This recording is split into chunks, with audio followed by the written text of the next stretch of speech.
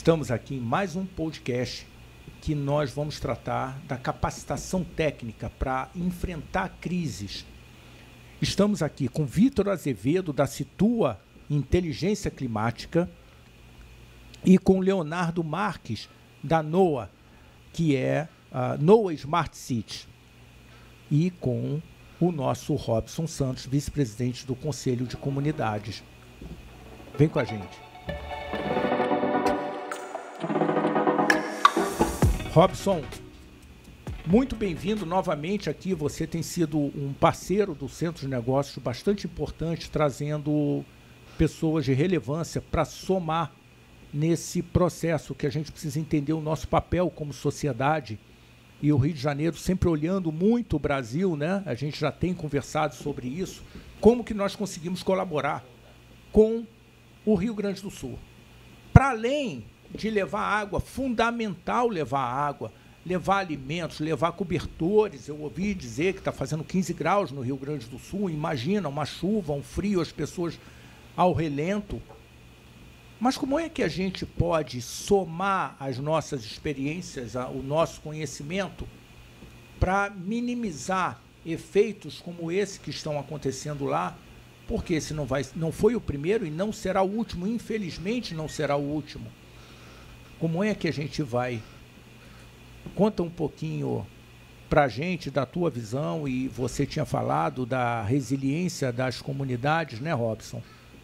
Tá contigo. Sim, Ricardo, mais uma vez é uma honra para mim estar aqui no programa, disponibilizar aí o que a gente encontrou nessa jornada aí de transformar as comunidades em lugares de grande inovação, que pensem e tragam soluções através do seu conhecimento, da gestão do conhecimento que é gerado dentro da própria comunidade, utilizando os atores e todo o ecossistema, né? Isso passou também, acabou tendo algumas experiências, entre elas o Centro de Operações e Resiliência da cidade do Rio de Janeiro, que é o COR, né? Durante essa passagem pelo COR, eu tive o prazer de conhecer o Desafio COR e atuar com a equipe, né? Como a gente já comentou num vídeo anterior. E a gente, participando do Desafio COR, conheceu algumas das startups e das soluções que atuam diretamente em parceria com o COR para reduzir muitas vezes o impacto, né, de desastres ambientais, de toda uma questão de gerenciamento de dados e informações relevantes aí para tentar minimizar ao máximo aí toda a questão do que é trazido pelo aquecimento global e todas as questões climáticas e ambientais que a gente tem tratado ultimamente. Mais a gente pensou aí em elevar um pouco mais o nível técnico de informações sobre essas questões, né? Como o Rio de Janeiro tem utilizado a inovação para esses problemas que acontecem com frequência, né? A questão do alagamento e deslizamento na cidade do Rio de Janeiro. Então, assim, o COR tem uma aproximação muito grande aí com a inovação, né? O principal aparelho aí de inovação de cidades inteligentes aqui do país. E só tem esse título porque atrai a grandes pensadores, atrai pessoas inquietas, como os nossos convidados, que decidiram fazer, além de criar um negócio e ganhar dinheiro, por que não criar um negócio que pode impactar o mundo, pode reduzir aí tudo que a gente vê de desgraça, né? De coisas ruins que acabam acontecendo na cidade. Então, são pessoas que estão pensando, utilizando tecnologia, inovação, dados, transformar dados em informações que realmente sejam relevantes e que tragam um resultado aí para quem faz a gestão da cidade. Então, por isso, a gente convidou duas startups, duas empresas aí inovadoras que têm uma atuação muito bacana, que vai elevar realmente o nível aqui da nossa conversa. Ô, Então, Robson, fico muito feliz de fazer parte disso. Bacana, obrigado. Olha só, a gente ouve uma grande discussão, de uma forma geral, no que tange a questão de inteligência artificial, e que a inteligência artificial toma emprego de um monte de gente, e que haverá uma mudança e menos pessoas trabalhando efetivamente acontecerá menos oportunidades de trabalho? Será que é por aí ou será, Vitor, que nós vamos usar essa inteligência para alcançar degraus mais altos? Conta para a gente aí toda essa questão da inteligência e como que a gente pode colaborar, impactando positivamente na nossa sociedade. Primeiramente, um prazer estar aqui nesse podcast. Obrigado pelo convite, Ricardo. E já respondendo a sua pergunta, eu acho que as tecnologias elas são criadas, né, muitas das vezes, e ela nunca é, minha maneira de enxergar isso é que ela nunca é vilã e nem é o que traz o maior benefício. Sempre tem um conjunto de pessoas por trás e ela só é a ferramenta, só é o instrumento para que a gente faça boas ações ou ações que vão trazer um resultado ruim para a sociedade. Então, o mais importante é o uso que a gente faz da tecnologia. E a inteligência ela chegou para ficar. A inteligência artificial é um tema que na academia já é discutido há muitos anos. Então, desde a época do meu mestrado, eu já usei inteligência artificial há quase mais de 15 anos atrás. Então, só que ela hoje em dia ela entrou em alguns segmentos do mercado já vem, né, atuando. As redes sociais estão aí, usam muita inteligência artificial por trás. E isso, muitas das vezes, está associado a aspectos ruins. A gente, por outro lado, procura usar a inteligência artificial de uma outra forma, né? A gente procura usar a inteligência artificial para conhecer melhor os fenômenos naturais, né? E, assim, conhecendo melhor, antecipar, fazer previsões para que a gente possa trazer mais precisão e mais... e uma maior assertividade para as informações que a gente está trabalhando, né? Então, são olhares diferentes da tecnologia, mas entendo que a tecnologia ela pode ser muito útil em alguns segmentos. O segmento dos desastres naturais, por exemplo, é um segmento que a gente vem atuando e o uso que a gente vem fazendo da inteligência artificial tem trazido muitos benefícios, a ponto da gente conseguir hoje trazer modelos de inteligência artificial que ajudam a prever com uma antecedência de 24 horas aí, um fenômeno climático extremo numa escala local, né? Esse é o principal benefício que a gente vem trazendo aí nos últimos anos. Olha que legal. E você falou uma coisa interessante. Em 1922 teve o primeiro voo que cruzou o Atlântico Sul e muito mudou. Será que as companhias de navegação se sentiram ameaçadíssimas com o avião quando ele saiu daqui do Rio de Janeiro, né? Um português voou aqui na atual Sacadura Cabral com o Sacadura Cabral, Gago Coutinho e Sacadura Cabral voaram e foram a Pernambuco, de Pernambuco Fernando de Noronha cruzaram para Lisboa. Eu acho que é um momento que a gente está sofrendo ou tentando entender que avanço é esse que a inteligência artificial traz e até mesmo como é que a sociedade se organiza agora com esse novo cenário. E simulações e previsões com a inteligência artificial, você ganha uma escala completamente diferente, né? Leonardo, me conta um pouquinho como é que a NOAA, como é que você está trabalhando essa questão, porque eu acredito, você vai ter dados a partir do momento que eles sejam coletados, então você precisa coletar os dados. Como é que funciona? Como é que é a comunicação? O momento de tempestade, você consegue comunicar e transmitir dados? Como é que funciona isso? Perfeito. Obrigado pelo convite, Ricardo. É um prazer estar participando aqui do programa. Bom, a NOAA, ela trabalha com IoT, né? Então a gente tem 4 pilares, né? São os sensores remotos na ponta, um dashboard de apresentação desses dados, a gente passa esses alertas também via celular e no final a gente gera um relatório, né? Então o sensoramento remoto, na verdade, né, ele mostra o que acontece na ponta, né? Então, por exemplo, o alagamento, né? Os operadores, né, eles têm noção dos pontos que alagam, né? Então você sabe, por exemplo, que o catete alaga, correto? Só que você não sabe como se dá o alagamento ali no catete, quanto tempo né, a lâmina d'água sobe a 10 centímetros, em quanto tempo aquela lâmina d'água sai de 10 centímetros para 20, né, qual o momento que se inicia o escoamento daquela região, né? Então a gente passa a dar visibilidade, né, da crise local através do sensoramento remoto. Tá? Então a gente gera esses dados ali em tempo real, né? Os nossos dados hoje são gerados de 2 em 2 minutos. A gente trabalha com 2 protocolos de comunicação, né, que é o LoRaWAN e o GPRS. A gente pode adaptar, né, para outros tipos de comunicação também em áreas que têm uma comunicação mais precária. Tá? E essa informação ela chega justamente para estar auxiliando, né, as plataformas, como a plataforma do Vitor, né, para otimizar modelagens.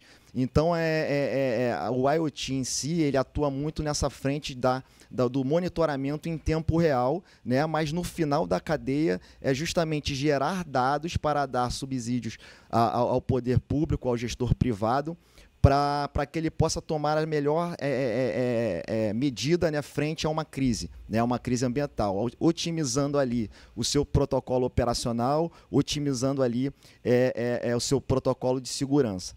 Então, hoje o IoT está muito voltado, no nosso caso da NOAA, para esse monitoramento de riscos ambientais, né? E a gente entra num propósito de democratizar o monitoramento e alerta de riscos ambientais, né, através de sensoriamento IoT, através de inteligência artificial e através de Big Data.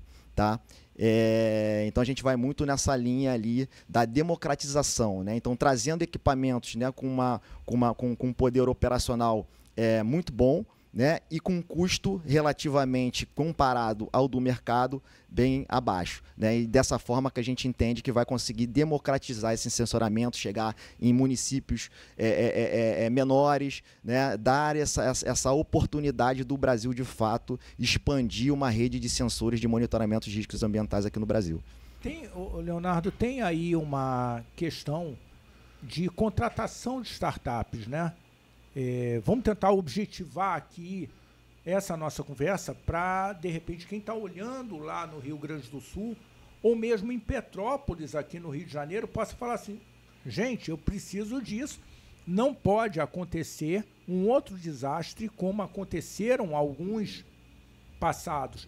Temos que avançar como sociedade. Hoje existe uma lei de startups, mas eu não vejo as prefeituras se valendo dessa lei de startups para que possa contratar algo que não existe, é incomparável. Eu não estou dizendo que o produto de vocês seja incomparável, eu estou dizendo que a partir do momento que você tem um produto que não tem comparação, como é que é feita uma licitação dessa? Então, quais são os caminhos que, de repente, podem ser olhados por um gestor público e fale assim, legal, eu vou fazer um chamamento dessa forma, eu tenho esse problema, quem se habilitar, a gente vai para dar lisura ao processo. O que a gente quer é que a população consiga ser beneficiada da tecnologia. Você vê alguma coisa assim de facilitação no sentido de desburocratização? Talvez o termo não seja nem desburocratização e nem facilitação, que parece um caminho não adequado à facilitação, mas sim de viabilização de que esses produtos, sem comparação ainda, possam ser oferecidos e atender rápido. Como é que acontece? Vem outra onda de chuva para o Rio Grande do Sul. Puxa, mas será que o seu produto não poderia estar lá, o seu ou de outro, não poderia estar coletando os dados, como do Vitor, coletando os dados dos que já existe e fazendo um data lake para que seja analisado? Como é que você vê isso? Quais são os entraves, as facilidades, as dificuldades que você tem na colocação de um produto seu para o poder público, ou se o caminho... Os entrevistados são vocês, eu acho que eu estou falando demais. Ou se o caminho é a iniciativa privada, juntar um conjunto de empresas e falar assim, não, gente, vamos lá, a gente tem liberdade aqui de avaliar, o dinheiro é meu, eu ponho, eu patrocino e faço um acordo, associação de moradores, em doar isso para a prefeitura. Também é viável. A gente só não pode continuar como está. Perfeito. hoje, né, nós temos algumas ferramentas dentro do marco legal das startups que podem auxiliar nessa contratação junto ao poder público, né? Mas a gente vê ainda um pouco engessado, né? Assim, o poder público ele tem receio de utilizar essas ferramentas, né? Propostas pelo marco legal das startups, né? Então, em termos de contratação, que realmente é uma contratação diferenciada para empresas que promovem inovação, só que a gente ainda vê esse entrave junto à iniciativa pública, tá? Quando a gente fala de iniciativa privada, né, nós temos aqui um case no Rio de Janeiro de um shopping aqui que faz esse monitoramento, né? Nós fazemos esse monitoramento ao redor do shopping, tá? De alagamento, onde eles geram os protocolos de segurança interna para o shopping. Mas também, além disso, eles doam esses dados à prefeitura. Então, o Centro de Operações do Rio, ele recebe esse dado em tempo real, né, nesse shopping em Bangu.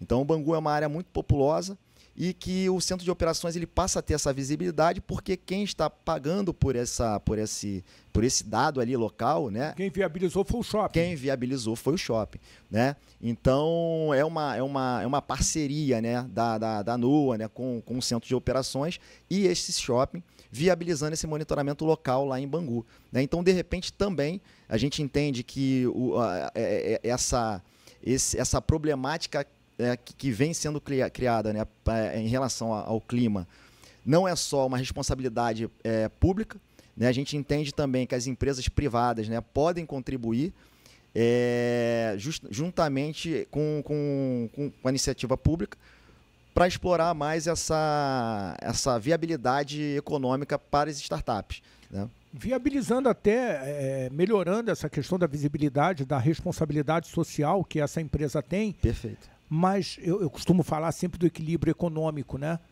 Se houver um alagamento, ele deixou de faturar porque vendeu menos, ele possivelmente terá um prejuízo com um ou com outro muro que acabou não suportando aquela carga.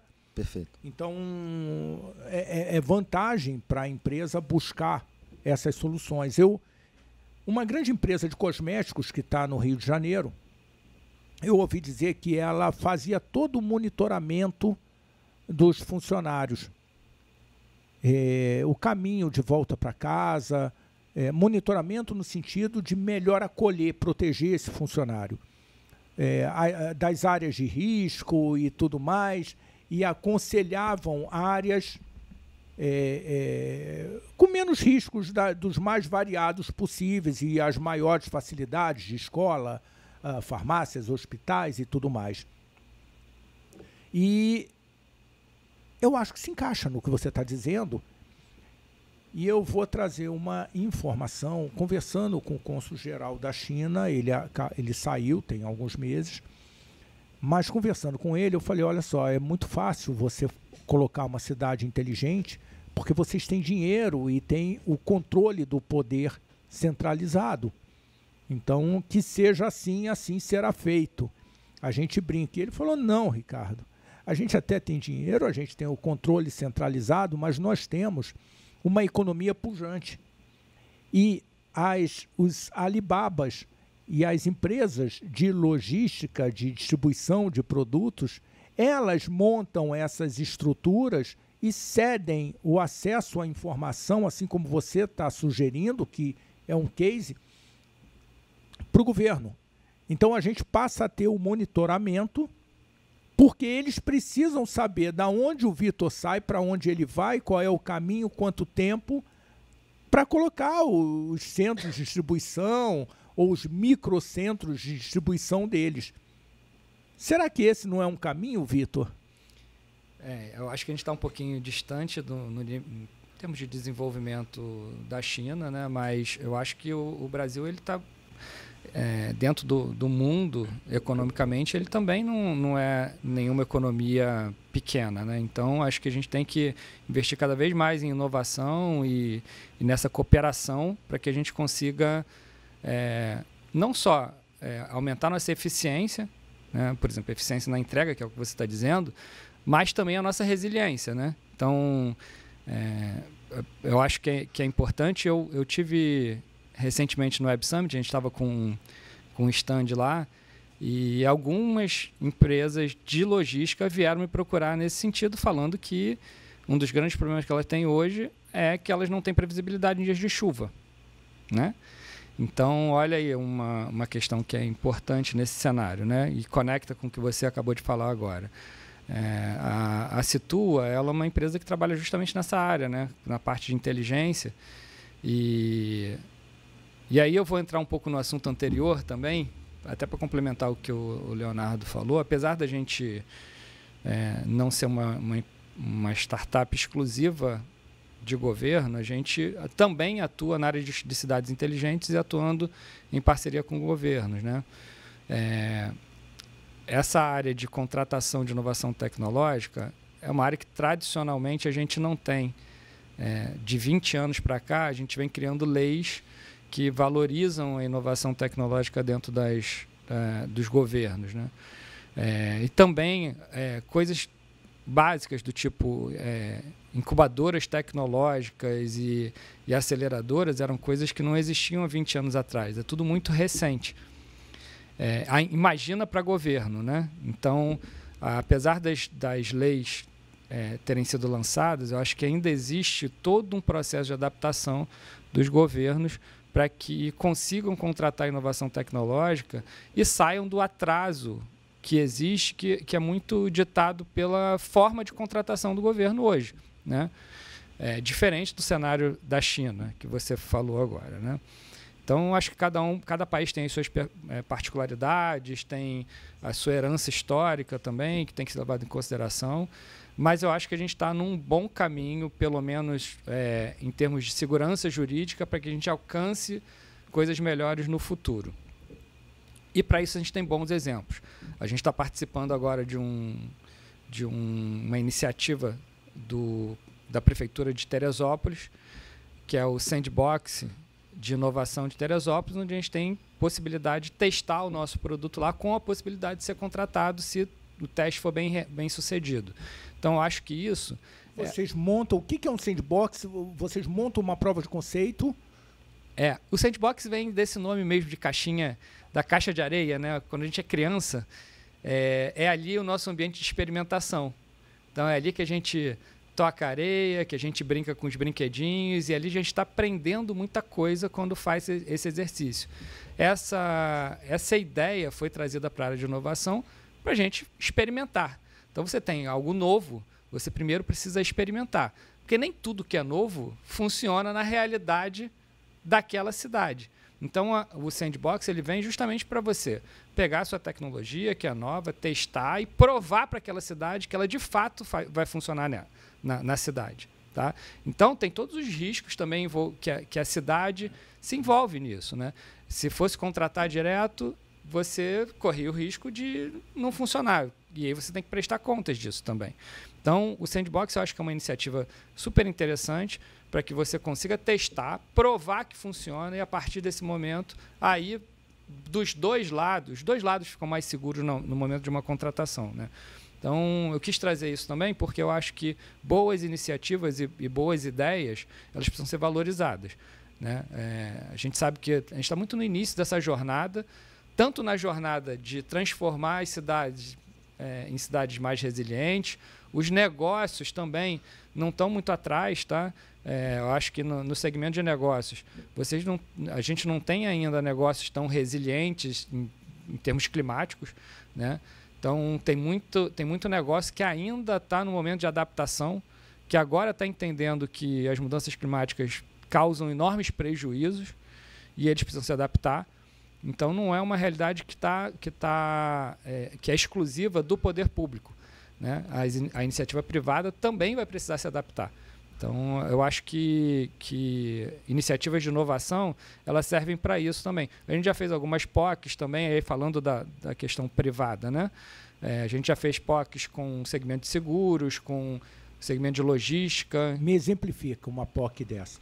Um caso que você tenha montado e que você tenha, mesmo que não tenha sido aplicado, aquela determinada empresa falou, não, legal, bacana, mas não rolou ainda, seja pelo motivo que for, mas que você vê como uma boa solução para aquele determinado segmento. Me dá um exemplo. O mais interessante das POCs é que elas te dão a oportunidade de conhecer o que é mais valioso para uma startup. É identificar um problema, né? Então, a gente consegue identificar problemas dentro desse universo, né? A gente fez 2 POCs com 2 das maiores seguradoras do Brasil, uma na área de sinistros, onde a gente pôde indicar para eles,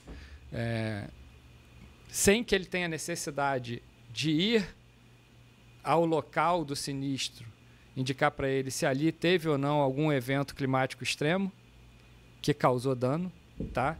Então, isso gera economia para ele. E teve uma outra, um pouco mais na área de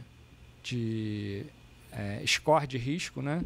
Que era para você ter uma maior previsibilidade em termos de risco climático na hora de elaborar uma precificação de seguros, por exemplo. Na área de logística portuária também a gente fez uma POC bastante interessante, porque as cargas que são hidrossensíveis, né, elas não podem pegar chuva, e aí isso gera um problema na logística ali do porto, né? Então, a gente fez uma POC super bem sucedida também, que ajuda a entender um pouco essa dinâmica, né? Então, são exemplos que eu estou trazendo aqui de coisas que a gente já vem realizando. Robson, fala um pouquinho para a gente. Você tinha dito dessa resiliência das favelas no Rio de Janeiro e está aí trazendo vários atores capacitados a buscar soluções, né, para o Rio de Janeiro e para o Brasil através do Rio de Janeiro. Conta um pouquinho dessa resiliência das favelas no Rio, dessa questão toda dos desastres que acontecem e como que a gente consegue mitigar também nessas comunidades.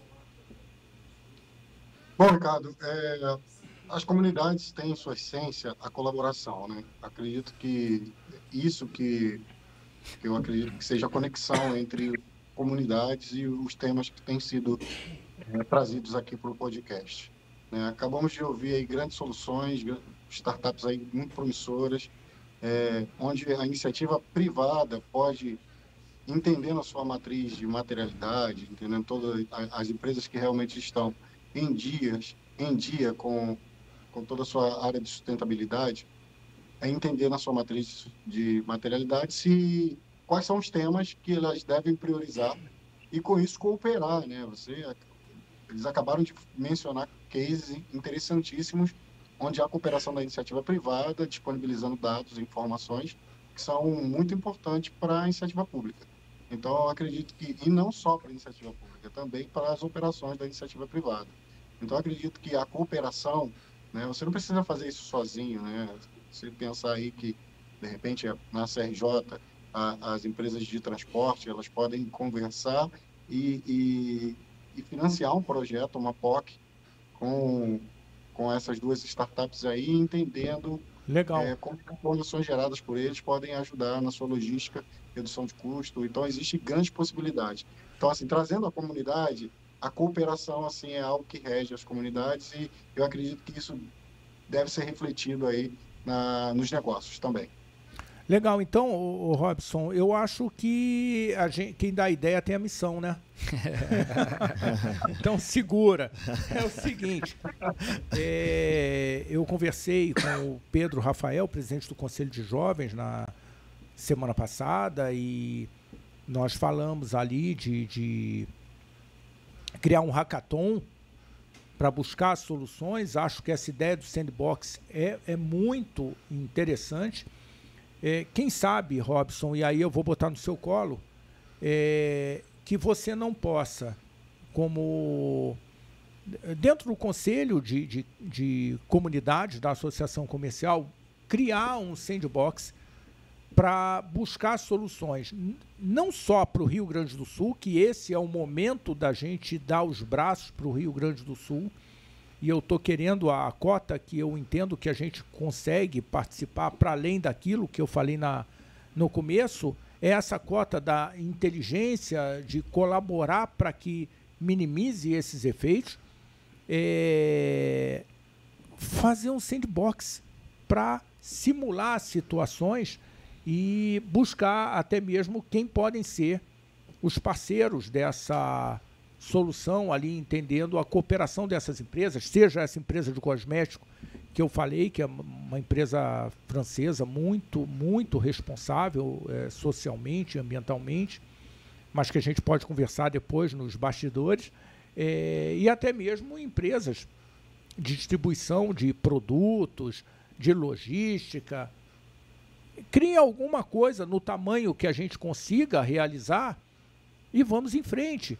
Eu não sei, como é que está essa estrutura de banco de dados, como é que está essa estrutura de comunicação no Rio de Janeiro. Eu vejo que no interior de São Paulo montou-se uma estrutura muito bacana desses centros de comunicação, né, para que você consiga armazenar dados e tudo mais. Qual é, Vitor, também a questão da segurança desses dados, ou a segurança para além, né? Não é só a segurança dos dados vazarem ou não, porque vazar os dados, talvez, imagino eu, de condições climáticas, você fala, ok, só pode ajudar, não pode piorar. São dados públicos, né? Mas de você ter os dados lá na hora que você precisar acessar, né? Eu acho que isso que é importante, porque em 5 minutos, em 10 minutos, como dizia uma rádio, tudo pode mudar. Exatamente. Tudo pode mudar. Se você não consegue acessar nesse time, você já não tem mais ação para fazer naquele momento. Naquela que você recebeu lá em 2 minutos, você está por LoRaWAN comunicando para uma central e ele analisando esses dados. Isso é um ponto extremamente importante e às vezes fica muito por trás na tecnologia, mas é extremamente relevante para a operação, né? Então, o tempo de resposta no momento de crise, ele é extremamente importante. E a previsibilidade também, né? Quanto mais você tem modelos que te ajudam a entender o que vai acontecer antes de acontecer, mais tempo você tem de se programar e de resposta. Foi o que aconteceu em Teresópolis, no sandbox que a gente está participando, né? Então, eles receberam, nessa última chuva, a nossa informação com muita antecedência e tiveram tempo de preparar a cidade para levar as pessoas para os pontos de apoio e evitar uma grande tragédia que poderia acontecer na cidade, né? Então, a previsibilidade é importante, a informação em tempo real, que é o caso da NOAA, né, é super importante, mas, como você falou, o processamento de toda essa informação e a inteligência que você tem para processar isso de uma maneira rápida é também muito importante. Hoje, na Situa, a gente tem 3 servidores bem parrudos que processam uma grande quantidade de dados, tem um data lake que coleta esses dados em tempo real e a gente permite a análise desses dados de uma maneira muito rápida.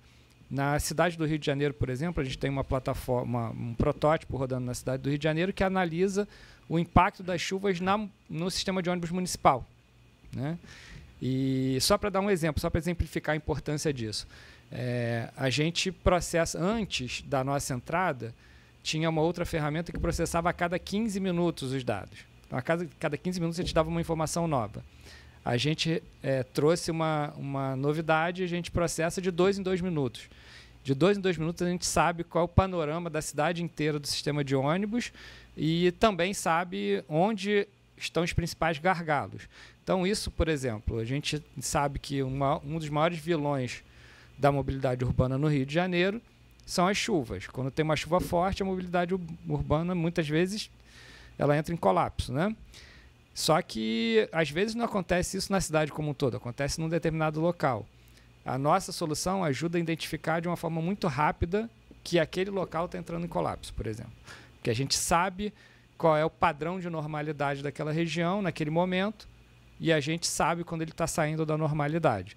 Então, isso é só um exemplo de como é que a velocidade no tratamento dos dados, no processamento dos dados, o uso de inteligência artificial, ele pode te ajudar a ter uma operação mais eficiente e agir rápido. Eu me lembro fazendo uma visita lá na primeira gestão do Eduardo Paes, e ele mostrando que ele tinha feito um acordo com o Waze.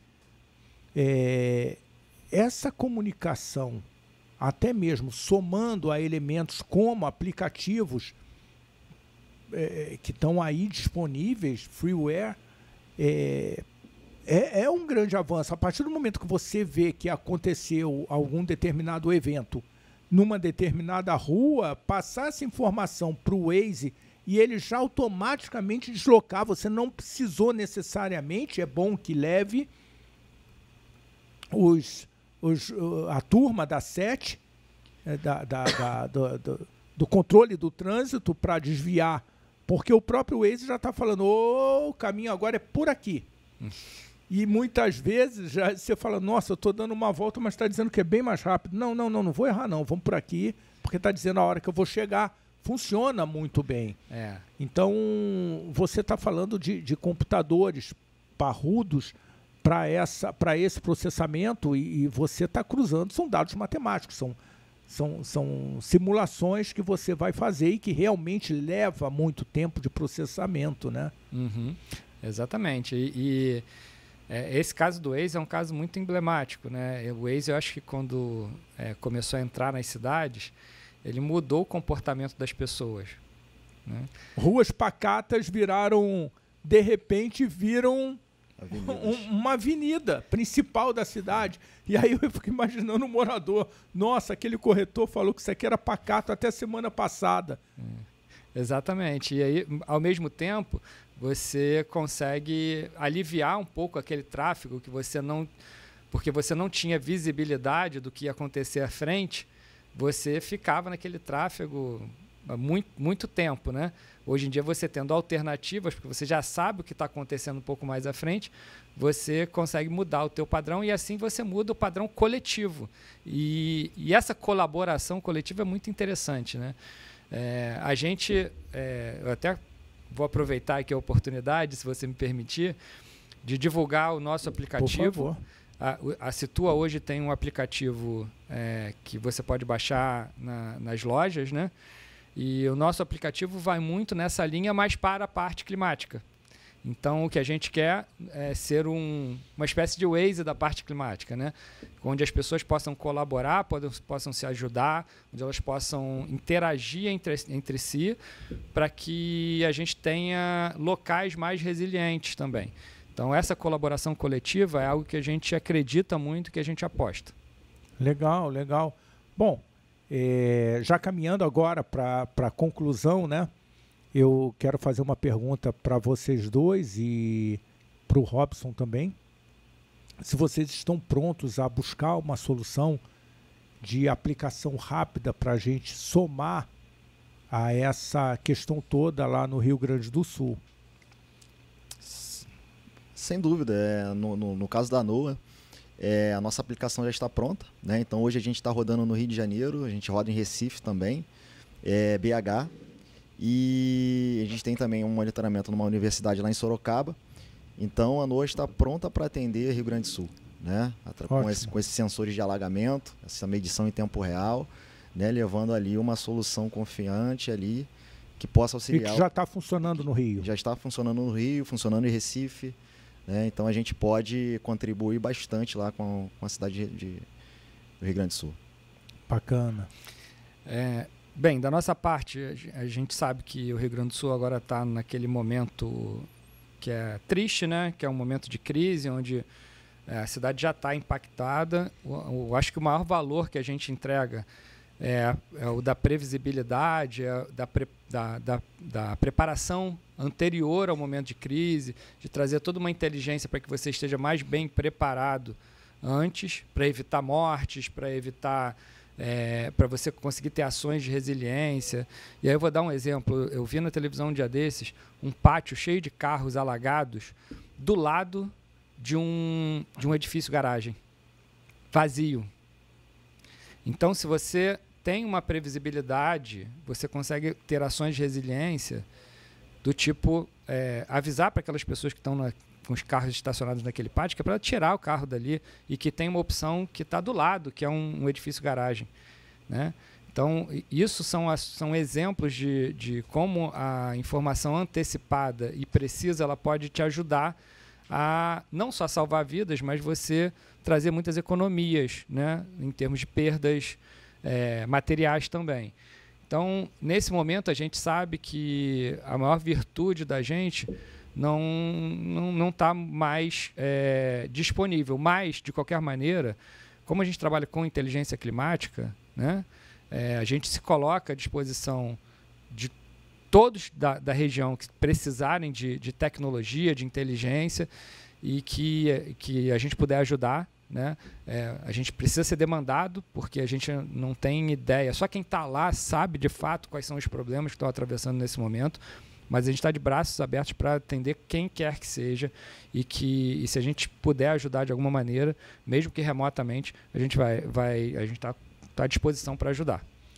Você que está no Rio Grande do Sul, que tem conexão, conversa com a gente, fala com a gente, vem participar do Centro de Negócios RJ+, da Associação Comercial do Rio de Janeiro, e vê se de alguma forma o que nós estamos apresentando e vamos continuar apresentando pode criar uma solução de melhorar ou mitigar todos os efeitos. Como bem o Vitor falou, ele trabalha muito na prevenção, mas nós precisamos prevenir também para possíveis novos eventos que possam acontecer das mais variadas ações de intempéries e tudo mais. Então, fala com a gente, vem, comenta lá no chat na hora que você estiver assistindo, manda a sua mensagem que a gente faz essa conexão. Não, Robson? Isso aí, Ricardo. Parabéns mais uma vez pelo programa, por essa iniciativa de trazer essas soluções. Eu queria complementar dizendo que nenhuma solução, nenhuma inteligência é maior do que a inteligência coletiva. Se nós estivermos juntos em prol de um desafio, de lutar contra um desafio de forma coletiva e colaborativa, aí a gente alcança com mais efetividade. Então, essa chamada que o seu programa tem feito, eu acho que gera também um pouco mais de esperança para aquelas pessoas que têm ideias inovadoras e querem apresentar isso ao mercado, querem colocá-las à disposição aí do mercado, se encorajem e se dediquem um pouco mais, entendendo que há formas de fazê-lo, né? A gente citou marcos de startups e outras coisas que demonstram que há um caminho a ser trilhado, mas o mais importante é nos colocarmos à disposição para ajudar naquilo que a gente consegue fazer e ainda que, como falou muito bem o Vitor, né, a gente precisa ser demandado para entender qual a necessidade real, né? Essa é uma grande premissa que deve ser adotada. Mas, mais uma vez, parabéns ao programa aí por abrir esse espaço para a inovação, para o impacto social, para a exportação do talento do Rio de Janeiro aí em prol de outros estados, do Rio Grande do Sul principalmente.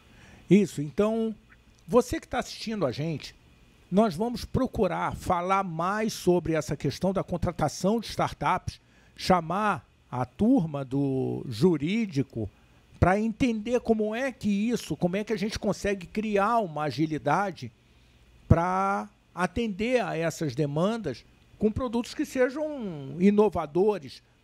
Muitas vezes não dá nem tempo do sandbox. O sandbox é mais ou menos como os médicos falavam durante a pandemia. Eu vou decidir na hora que eu ver, com os recursos que eu tiver. Uhum.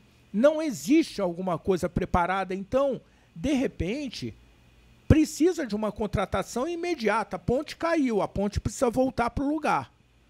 Opa, vamos avaliar se essa ponte tem possibilidade de cair novamente, porque se caiu uma com efeitos com efeito da água, pode ser que ela caia.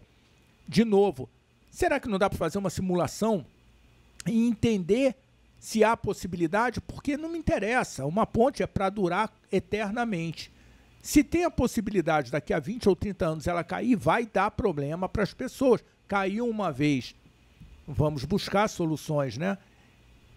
Então continua acompanhando, vai lá, curte o canal, aperta o sininho para você receber as informações. É muito importante que você se inscreva no canal para que você seja avisado de próximos eventos, próximos podcasts e participa. Um abraço.